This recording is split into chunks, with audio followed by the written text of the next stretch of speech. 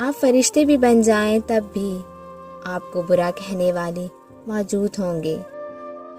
इंसान दोनों मामलात में बेबस है, दुख से भाग नहीं सकता और खुशी खरीद नहीं सकता।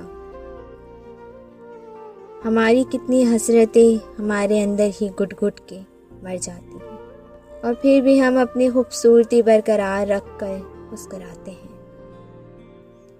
अंदाज़ा ही नहीं होने देते कि हम अंदर से किस कदर बदसूरती से टूट गए हैं।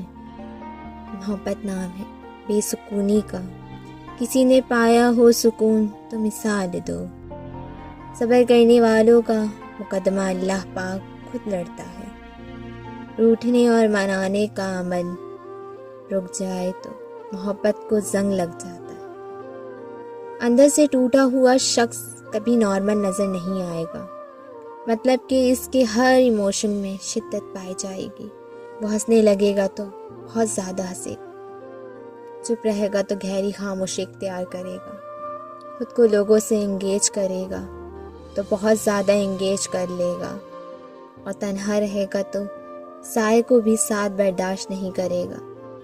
कोई ऐसा टूटा हुआ इंसान मिले तो नसीहत नहीं करते, बस खामोशी से उसको सुन लेते हैं ताकि इसका दिल हल्का हो जाए। अगर ऐसे शख्स की तुम्हें मोहब्बत मिले तो शायद तुम दुनिया के सबसे ज़्यादा खुशकिस्मत इंसान होगे।